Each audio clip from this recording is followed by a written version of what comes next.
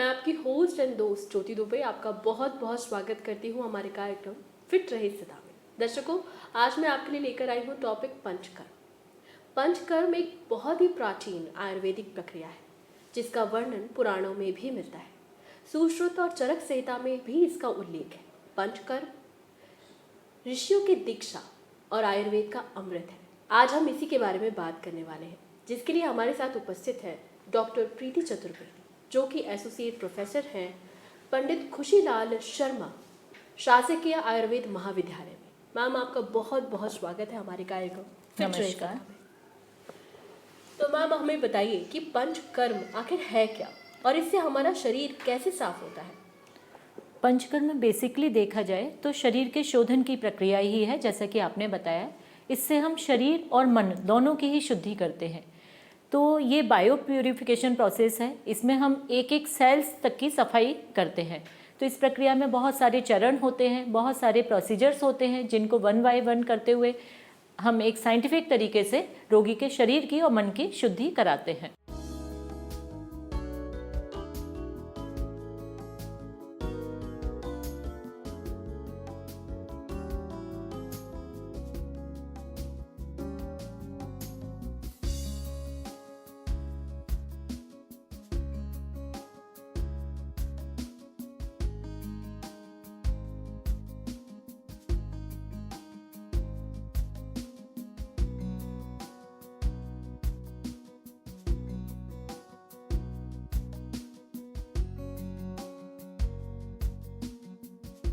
जैसे कि मैम नाम ही है पंचकर्म, तो ऐसे कौन से जो कर्म है, जो 5 हैं, और वो किस तरह हमारे शरीर को शोधित करते हैं?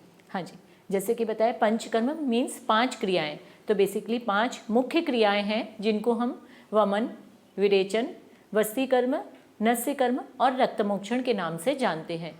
ये प्रक्रियाएं हमारे पूरे शरीर को कवर करती हैं, सारे सिस्टम को कवर करती हैं, और जैसा कि मैंने पहले बताया, ईच एंड एवरी सेल्स का बायो प्यूरिफिकेशन करती हैं।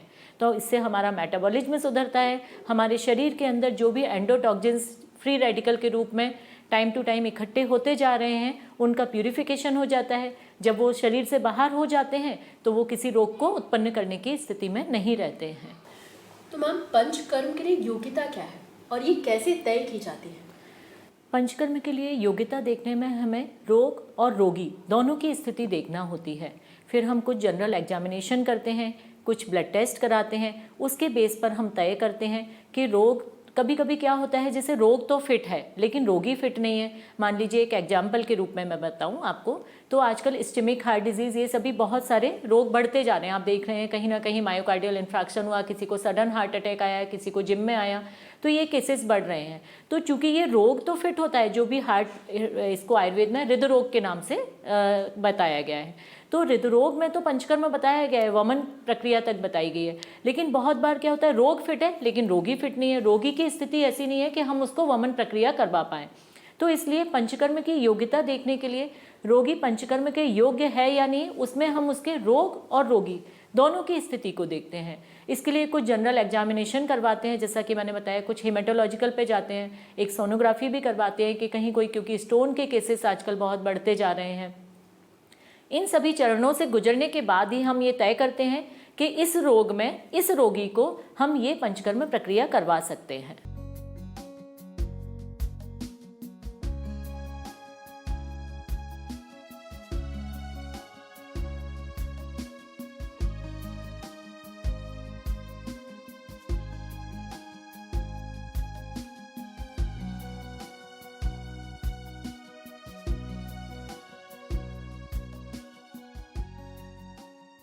तो मैम, सबसे पहले हमारे दर्शक यही जानना चाहेंगे कि पंचकर्म के पहले चरण में क्या होता है? हाँ, पंचकर्म का जो प्रथम चरण है, जिसको हम आधारभूत भी कह सकते हैं, जिसके बेस पर ही हमारी आगे की प्रक्रियाएं और उनकी कितने पोटेंसी से उनको दिया जाएगा, उनकी जो मात्रा है वो सभी निर्धारित होती है।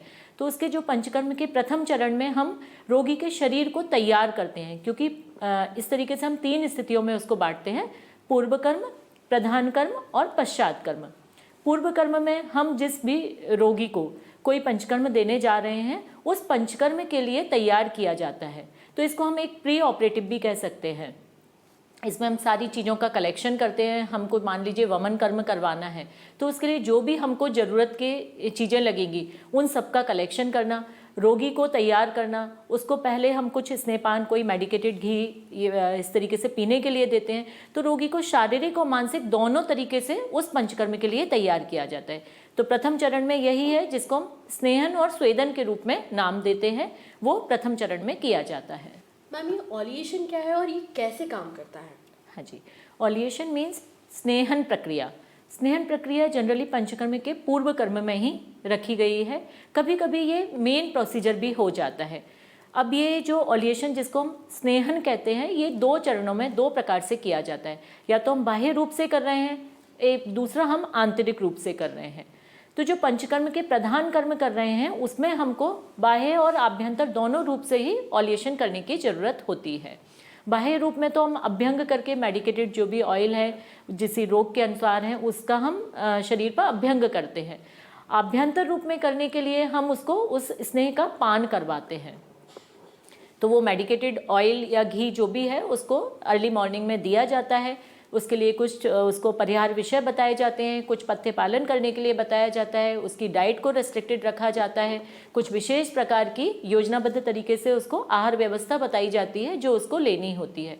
तो इस तरीके से 3 से 7 दिन तक लगभग हम ये प्रक्रियाएं करते हैं जिससे उसका शरीर बाह्य और आभ्यंतर दोनों रूप से स्निग्ध होता है।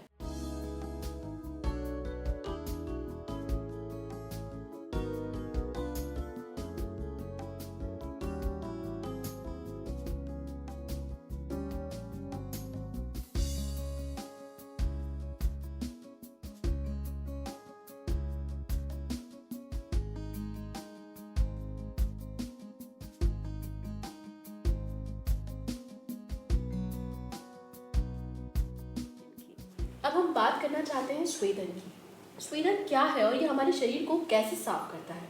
जी, स्वेदन मीन्स वही मेडिकेटेड ही है। यहाँ पे फर्मेंटेशन जो हम करा रहे हैं उससे हम शरीर के दोषों को बाहर निकालने का काम कर रहे हैं। तो अभ्यंग जो मैंने बताया, स्नेहन बताया, उसके पश्चात ही स्वेदन प्रक्रिया आती है। जनरली एक के बाद एक की जाती है। स्नेहन में हमने जैसे 2 तरीके से बताया, एक तो हमने उसको पान करवाया, दूसरा उसको बाह्य रूप से अभ्यंग किया, तो उससे उसका शरीर ऑलिएट हुआ, उसमें स्निग्धता आई। दूसरा फिर हम मेडिकेटेड ऑयल, मेडिकेटेड जो काढ़े हैं, जो औषधि युक्त क्वाथ होते हैं, उनसे उसके शरीर का स्वेदन करवाते हैं। तो इससे क्या होता है, जो टॉक्सिन्स है, जो हमारे रोमकूप हैं, जो हेयर फॉलिकल्स हैं, वो सभी खुल जाते हैं। वहाँ से स्वेद के थ्रू टॉक्सिन्स बाहर निकल जाते हैं। तो ये स्वेदन प्रक्रिया होती है। इसमें भी बहुत सारे प्रकार हैं जो कि उसकी स्थिति के अनुसार तय किए जाते हैं। विरेचन क्या है और वो किस तरह हमारे शरीर को साफ करता है? जी, विरेचन से पहले देखा जाए तो पंचकर्म में एक वमन प्रक्रिया भी होती है, तो मैं थोड़ा सा उसका भी ब्रीफ करूंगी कि वमन में हम जिस तरीके से बताया स्नेहन और स्वेदन कराकर इसमें कुछ मेडिसिन देते हैं और फिर हमारा जो ओरल है ऊपर मुख मार्ग से हम दोषों को बाहर निकालते हैं। तो ये भी हमारे शरीर में जो बड़े हुए 3 दोष वात पित्त कफ होते हैं उनमें जनरली कफ के लिए किया जाता है, लेकिन इसके साथ में अगर एसोसिएशन है और भी दोषों का तो उनके लिए भी हम वमन प्रक्रिया करते हैं। वमन के बाद में आती है बारी विरेचन की। विरेचन जनरली पित्त दोष के लिए किया जाता है और इसमें हम मल मार्ग जो हमारा है वहाँ से एनल रूट से दोषों को बाहर निकालते हैं, लेकिन इसकी जो औषधि दी जाती है वो मुख मार्ग से ही दी जाती है। तो रोगी को कुछ ओरली पान करवाया जाता है, कोई मेडिकेटेड काढ़ा या कोई तेल जो कि विरेचन के लिए है, और उसके बाद में उसके मल मार्ग से दोष बाहर निकलते हैं। मैम, स्वेदन के बाद हम बस्ती के बारे में बात करना चाहेंगे, क्योंकि एक पंचकर्म जो है वो एक शरीर को साफ करने की प्रक्रिया है। तो किस तरह बस्ती हमारे शरीर को साफ करता है, हमारे दर्शकों को प्लीज़ आप बताइए। जी, बस्ती का तो पंचकर्म में बहुत ही महत्व है। हमारे शास्त्रों में तो जो हमारे आचार्य चरक और आचार्य सुश्रुत हैं वहाँ पर तो इसको कहीं कहीं पे संपूर्ण चिकित्सा बोला है और कहीं पर अर्ध चिकित्सा। इसका मतलब है कि कहीं पे हम कोई रोग है उसमें हम एक तरफ सारे प्रयत्न कर लें और दूसरी तरफ अगर सिर्फ बस्ती चिकित्सा देते हैं तो ही उस रोग को पूरी तरह से ठीक कर लेते हैं। लेकिन वही है कि बस्ती चिकित्सा यदि युक्ति पूर्वक की जाती है, मीन्स जो औषध की कल्पनाएं हैं वो रोगी की स्थिति के अनुसार यदि बनाई जाती हैं, प्रॉपर जिस टाइम पर देना चाहिए, जितने दिन तक देने चाहिए, उसकी अगर योजनाबद्ध तरीके से दी जाती है तो वो उस रोग को पूरी तरह से ठीक करती है। तो इस बस्ती में जनरली 2 प्रकार की बस्तियां होती हैं, एक तैल की दी जाती है और दूसरी क्वाथ की दी जाती है। दोनों बस्तियों का मार्ग एक ही होता है, मल मार्ग से ही दी जाती है, लेकिन इनका समय अलग अलग होता है। जो क्वात की बस्ती है उसमें बहुत प्रकार के, बहुत सारी औषधियाँ आयुर्वेद में वर्णित हैं, उनमें विविध प्रकार के क्वात बनाकर उनसे वो बस्ती तैयार की जाती है और उस बस्ती का ही सिस्टमिक इफेक्ट आता है। मीन्स हम ये कह सकते हैं कि हमारे शरीर में पैर से लेकर मस्तिष्क तक का ऐसा कोई भी रोग नहीं है जिसमें बस्ती चिकित्सा वर्णित ना हो और जिसमें उससे लाभ ना मिले। तो मैम ये तो बात होगी बस्ती की, जो आपने कहा कि बहुत महत्वपूर्ण प्रक्रिया है। इसके बाद हम बात करना चाहेंगे नस्य प्रक्रिया की। आप हमारे दर्शकों को बताइए कि किस तरह का प्रोसीजर है और ये कैसे होता है। जी, नस्य प्रक्रिया में हम जैसे नस्य आता ही नाक के लिए है, नेजल, तो हमारा जो नॉस्ट्रिल्स हैं उनसे हम औषधि को अंदर प्रविष्ट कराते हैं। तो ये प्रक्रिया जनरली तो ऊर्ध्व जत्रुगत जितने भी रोग हैं, मीन्स हमारे अपर क्लेविकल, ये हमारी क्लेविकल बोन्स होती है, उसके ऊपर के जितने भी मीन्स उत्तमांग के या सिर प्रदेश के जो भी रोग हैं, आँख, नाक, कान, सिर में, उनके लिए बहुत लाभकारी चिकित्सा है। इसमें हम वही जैसा बताया कि दोनों नॉस्ट्रल्स से कुछ औषधि को अंदर दिया जाता है, कुछ समय के लिए दिया जाता है, कुछ डे जिसके निर्धारित किए जाते हैं, जनरली 7 दिन या 14 दिन या 21 दिन तक का एक प्रोटोकॉल बनाया जाता है, उसमें औषधि अंदर प्रविष्ट कराई जाती है।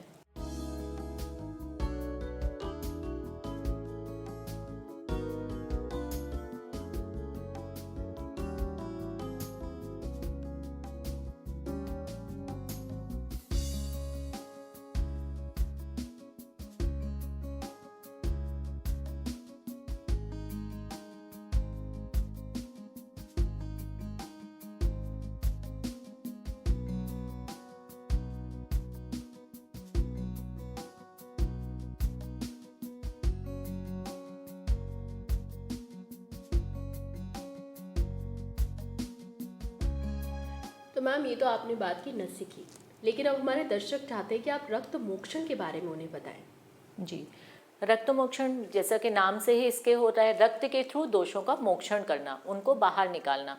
तो हमारी जो पेरिफेरी में जो दोष सर्कुलेट होते रहते हैं, अगर मान लीजिए किसी रोग में हम वमन नहीं करवा पा रहे हैं, विरेचन नहीं करवा पा रहे हैं, तो वहाँ पर भी ये बहुत ही प्रभावी चिकित्सा पद्धति है और पंचकर्म की बहुत अच्छी प्रभावी चिकित्सा है। तो इसमें हम रक्त के थ्रू दोषों को बाहर निकालते हैं, ब्लड लेटिंग जिसको कहते हैं हम। इसमें भी रोग को अगर फिट है तो रोगी को तैयार किया जाता है, उसके लिए कुछ पूर्व कर्म किए जाते हैं जिसमें जनरली 3 से 5 दिन तक का समय लगता है। कुछ उसके ब्लड टेस्ट किए जाते हैं, उससे हम उसको फिटनेस देते हैं और उसके पश्चात ही ये मुख्य कर्म जो रक्त मोक्षण की प्रक्रिया है वो की जाती है। तो मैम ये तो थी पंचकर्म की प्रोसीजर प्रक्रिया, जिसमें आपने हमें बताया रक्त मोक्षण के बारे में, लेकिन मैं आपसे जानना चाहती हूँ कि पंचकर्म करते समय कौन कौन सी सावधानियां बरतनी चाहिए। जी, पंचकर्म करते समय यदि हम चाहते हैं कि पंचकर्म के सकारात्मक परिणाम मिलें हमको, क्योंकि आजकल हम देख रहे हैं बहुत मिथ्स भी है, लोग कहीं जा रहे हैं मसाज करवाते हैं और उसको ही पंचकर्म समझते हैं, जबकि वो तो पंचकर्म का 1.1% भी नहीं है, मैं ये कह सकती हूँ। पंचकर्म तो इसके अलावा बहुत कुछ है। तो इसलिए पंचकर्म के बारे में सही जानकारी होना कि पंचकर्म क्या है, जैसा कि पहले ही बताया, शरीर के शोधन की प्रक्रिया, जिसमें हम अपने ईच एंड एवरी सेल्स को अंदर से क्लीन कर रहे हैं। जैसे कि हम अगर अपने घर की सफाई करते हैं तो दीपावली एक एक कोने की सफाई करते हैं, सेम वैसे ही हम अपने शरीर की अंदर से पूरी तरीके से सफाई करना, यही पंचकर्म है। अब चूंकि अगर किसी का इतना अच्छा रिजल्ट होगा तो उसके लिए हमको बहुत सारी सावधानियां भी बरतनी होंगी, हमारे आहार विहार के भी बहुत सारे नियम का हमको पालन करना होगा, हमारी जो दिनचर्या है, रात्रिचर्या है, ऋतुचर्या है, उसको भी एक वे में फॉलो करना होगा। तो वही सभी पंचकर्म के लिए बताया गया है। अगर हम कोई भी रोगी या कोई प्रिवेंटिव पर्पज से भी ले रहा है, वेलनेस के लिए भी ले रहा है पंचकर्म, तो वो अगर इन सावधानियों को जो हम उसको बताते हैं, पत्ते परहेज, उनको फॉलो करता है कि बहुत ही अच्छे सकारात्मक परिणाम मिलते हैं और वो बहुत लंबे समय तक चिरस्थायी रहते हैं। उन चीज़ों में जो है, जैसे उसको आहार विहार का ध्यान रखना है। आहार में जैसा पंचकर्म में बताया, लघु उष्ण अनविशंदी भोज्य, तो हमको जो उसको देना है, जैसे खाना वो जो भी ले रहा है वो इजीली डाइजेस्टेबल हो, ऐसा फूड ले जो थोड़ी देर में पच जाए। उसकी जो अग्नि है, उसको जितनी भूख है उससे थोड़ा सा कम ही ले। कोई भी जंक फूड है, पैक्ड फूड है, डेयरी प्रोडक्ट्स हैं, इनको से वो दूरी बना कर रखे।